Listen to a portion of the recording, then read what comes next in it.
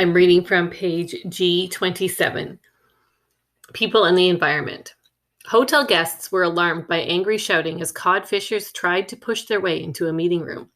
Meanwhile, Canadian Fisheries Minister John Crosbie made a hasty retreat out a back door. At a July 2nd, 1992 press conference in St. John's, Newfoundland, he had announced a 2-year suspension of cod fishing. The cod had been overfished and needed time to recover. The cod never did return. Limited fishing was allowed a few times during the 1990s, with no success. Finally, on April 24, 2003, the Government of Canada closed the Newfoundland and Labrador cod fishery indefinitely. Cod stocks were estimated at only 1% of their historic levels. Although the cod fishery involved Canada's whole east coast, Newfoundland and Labrador relied on it far more than any other Atlantic provinces and were much more affected by the depletion of the resource. Fortunately, since then, the province has been able to develop other resources, oil and nickel, to replace its traditional fishing industry. So what happened to the fish? Cod once flourished around Newfoundland and southern Labrador. Large numbers lived on the Grand Banks, the relatively shallow ocean beyond the island. After 1500, European ships fished each summer close to shore. Gradually small permanent communities were built along the Atlantic coast. Inshore fishers used small boats to fish close to shore, returning daily with their modest catch. After 1950, much bigger boats were built and equipped with the latest technology. Offshore fishers used sound waves to find large schools of fish out on the Grand Banks. Powerful machines handled huge nets that were dragged along the seafloor where the cod feed. Catches rose sharply, but government scientists were confident that fish supplies would remain strong. And here we see the graph of how many thousands of tons were fished. So you see that it was really high in the 60s and 70s. They tried to cut back a little bit here in the 80s and 90s. And then it continued until 92 when they made the law that had to be stopped. Even larger ships came from Europe and other countries. They fished undisturbed within sight of Canada because nations could claim control of the ocean only 5 kilometers out to sea. After the 1982 United Nations Law of the Sea Conference, countries extended some control to 370 kilometers offshore. The Canadian government set limits to foreign catches on the Grand Banks, but between 1986 and 1992, Europeans took an extra 500,000 tons. By 1989, scientists finally realized that cod stocks were in danger. It was already too late. And here we see the two different types of boats, the smaller ones that would just go out fishing for a day and return, and then these large ones that had a factory processing plant right on board, so they could be out for months and they would package the fish after they caught it. So when the factory when the fisheries were closed and people who had been fishing for their whole life or sometimes even for generations could no longer do it, these are some of their thoughts when they were interviewed.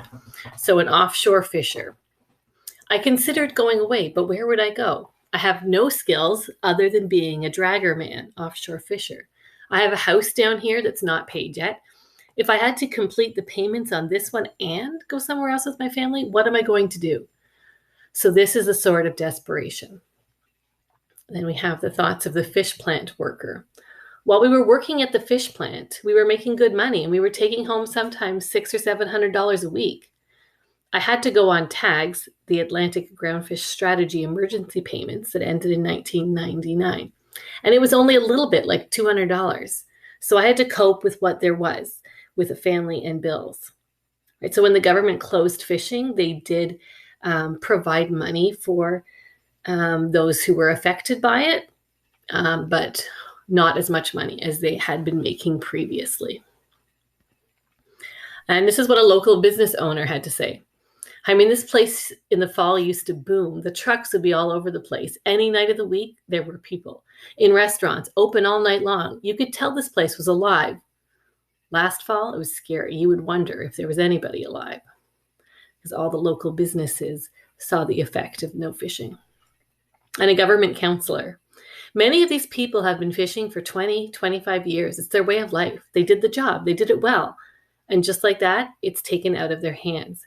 And you try to explain to them that the economy is changing. They don't want to hear that. They just want to hear that they can go back fishing. So it's just good for us to think about some of the people that were affected by the closing of the fisheries.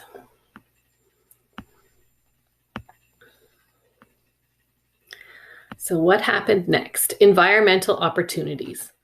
Like a suspense-filled movie, the environment saved the day just as the cod fishery collapsed. Oil under the Atlantic Ocean and nickel in Labrador have breathed new life into the province. So first we'll read about oil under the Atlantic. As the Grand Banks fishery became depleted, oil was discovered in the same place. In 1984, test drilling found large deposits about 300 kilometers east of St. John's. Environmental conditions there are tough for drilling. The fog-bound ocean is clogged by icebergs and torn by fierce winter storms. But the resource is rich, and by 1997, oil companies began to tap the Hibernia deposits. Extraction will continue until 2015, perhaps longer. Plenty of work came just as the cod fishery closed. The world's biggest drill platform was built in Bull Arm, Newfoundland. Almost 2,500 people worked on the gravity-based structure, big enough to sit on the ocean floor, 80 meters below the surface. Others built the Placentia Bay port, where tankers carry crude oil from the GBS platform. Today, there are fewer jobs, but Hibernia Oil pumps millions of dollars into the province. It's interesting how the book, from a worldly perspective, talks about the environment saving the day, whereas we know that God had this planned all along and that he provides all these resources. And then the next thing to read about then is nickel.